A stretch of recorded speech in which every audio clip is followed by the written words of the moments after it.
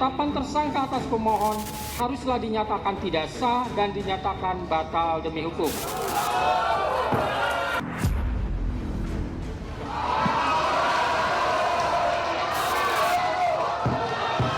Sudah bisa diungkap dengan kata-kata. Saya sangat bahagia. Semoga takdir kebenaran ini bisa terungkap semua. Amin. Peradilan atas nama saudara Peggy Setiawan selesai dan sidang dinyatakan ditutup.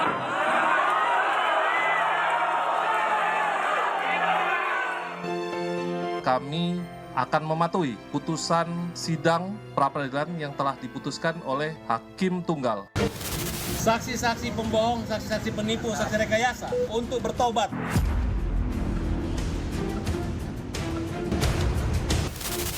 Atau ada bukti baru yang bisa kita temukan. Itu alasan-alasan yang dibolehkan oleh undang-undang untuk melakukan PK.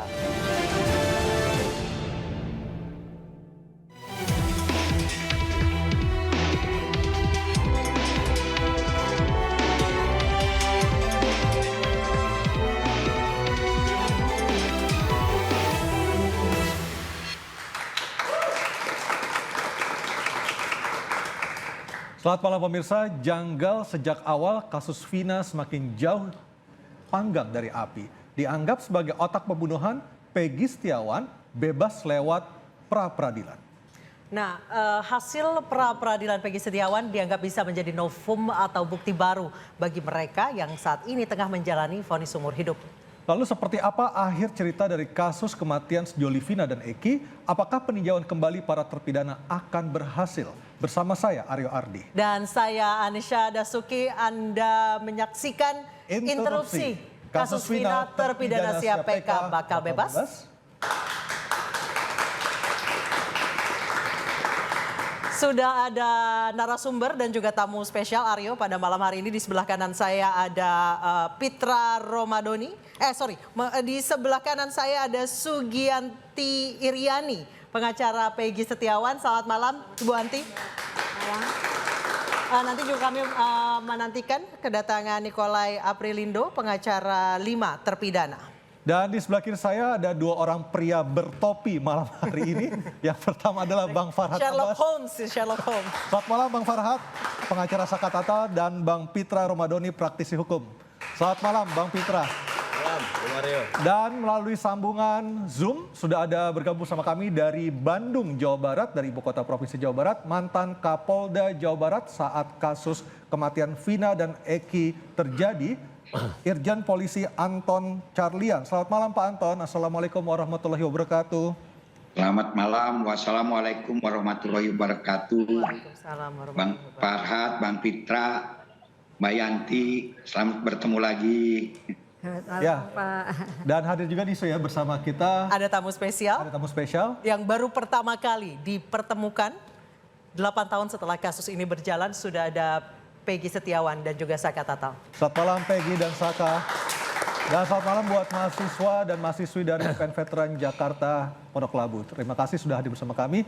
Dan setelah Peggy bebas pemirsa, kasus Vina masih menyimpan banyak tanya. Ramai-ramai 7 terpidana kini mengajukan PK. Tidak terkecuali Saka yang malam hari ini hadir di interupsi bersama kami dan juga Peggy Setiawan.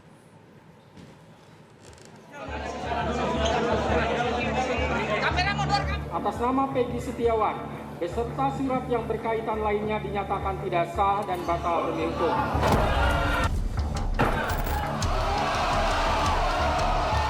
Peggy Setiawan bebas. Hakim Tunggal Eman Sulaiman mengabulkan seluruhnya pra-peradilan Peggy. Allah Akbar. Memerintahkan kepada termohon untuk menghentikan penyidikan terhadap perintah penyidikan kepada pemohon. Status tersangka Peggy dalam kasus pembunuhan Vina dan Eki pun gugur. Saya sangat bahagia. Semoga takdir kebenaran ini bisa terungkap semua. Amin. Polda Jawa Barat menegaskan patuh atas putusan hakim. Kami akan mematuhi putusan sidang pra-peradilan yang telah diputuskan oleh Hakim Tunggal. Setelah Peggy bebas, mantan terpidana kasus Vina, Saka Tatal telah mengajukan peninjauan kembali guna memulihkan nama baik dan membuktikan dirinya bukanlah pelaku.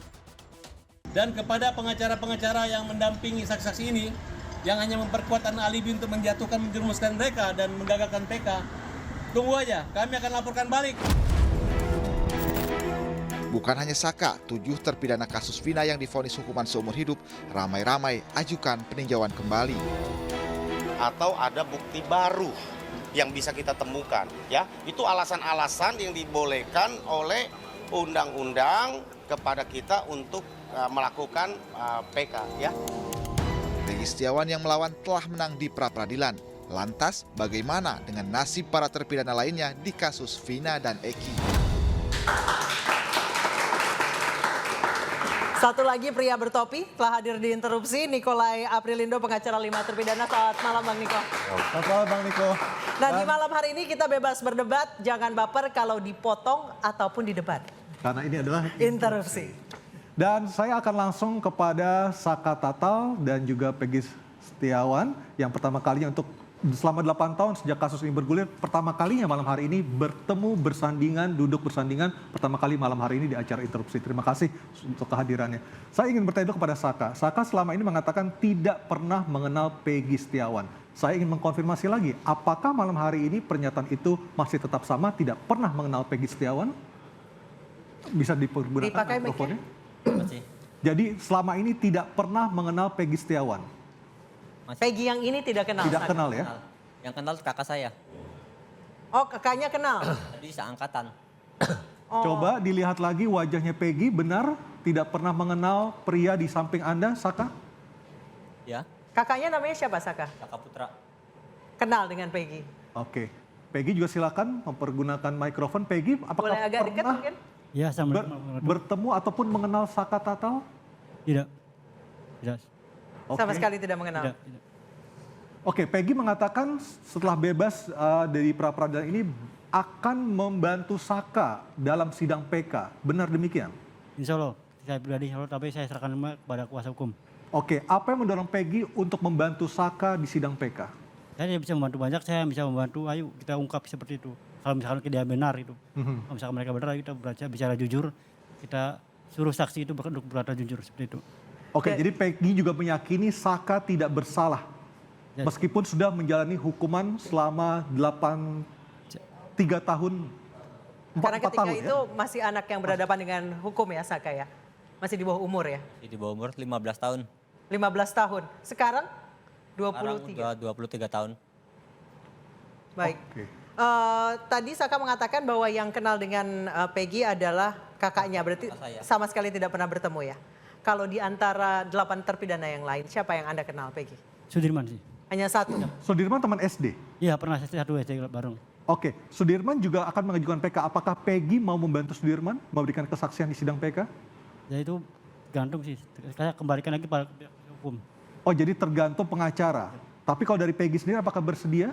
Saya pribadi ya bersedia, tapi saya serahkan lagi. Bersedia untuk membantu Sudirman?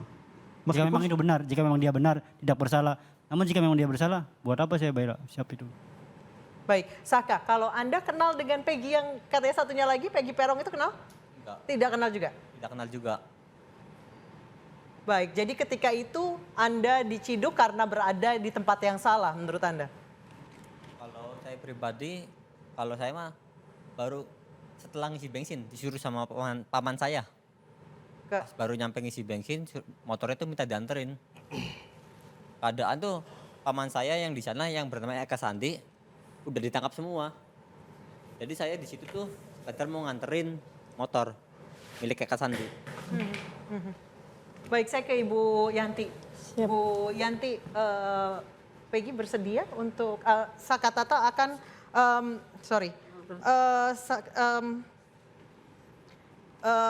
Peggy ini akan membantu, bersedia untuk membantu Saka dan juga kawan-kawannya? Kalau diperlukan di dalam persidangan PK nanti ya kita akan bantu, bersedia untuk dihadirkan kalau memang diperlukan. Apakah nanti dalam PK ini Peggy ada keterkaitan atau tidak dan dibutuhkan di dalam kesaksian, kita siap untuk membantunya. Baik, kalau Pak Bang Niko sendiri 5 terpidana ini mereka yakin tidak bersalah atau masih ragu-ragu?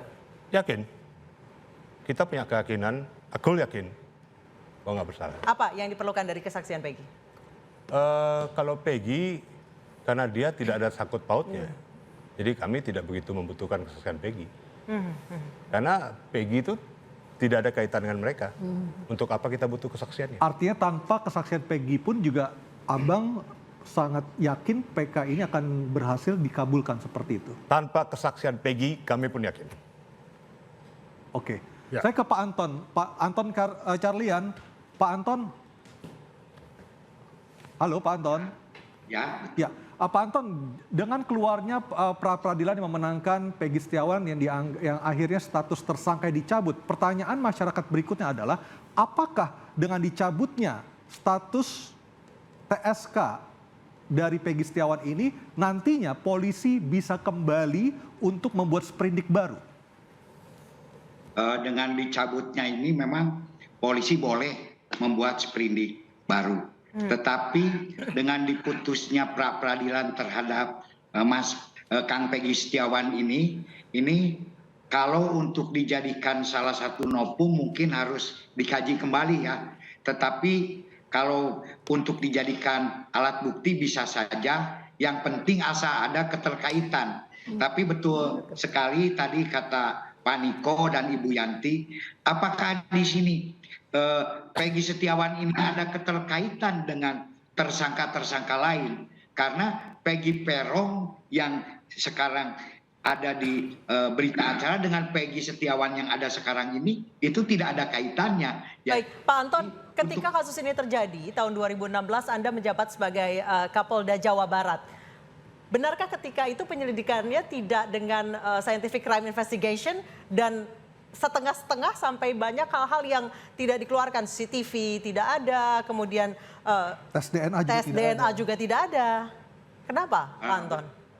Betul sekali, karena saat itu pertama kali ditemukan itu sebagai kecelakaan lalu lintas. Nah baru 4 hari kemudian dilaporkan sebagai sebuah pengeroyokan atau pembunuhan. Namanya juga kecelakaan lalu lintas. Pasti keluarga korban itu tidak akan menyimpan baju darah, tidak akan menyimpan celana dalam, lain-lain CD gitu kan. Mohon maaf ini. Sehingga dengan demikian pengumpulan alat bukti itu sangat minim. Karena awalnya diperkirakan sebagai kecelakaan lalu lintas yang ternyata adalah merupakan pengeroyokan dan berarti bukti-bukti yang dikumpulkan bisa dibilang bukti-bukti secondary ya Pak Anton ya? Sehingga dengan demikian ya sangat terbatas sekali. Saat itu yang dibuat itu hanya otopsi kemudian visum bahwa ini ada kematian yang tidak wajar bersama luka-luka dan yang lain-lain itu ya otomatis tidak ada. Sidik jari saja tidak ada. Jadi betul sekali sangat minim karena dianggapnya saat itu awalnya kecelakaan lalu lintas. Artinya Bapak mengakui sebagai mantan Kapolda Jawa Barat, mengakui aparat dari Polda Jawa Barat melakukan salah tangkap terhadap Peggy Setiawan. Seperti itukah Pak Anton?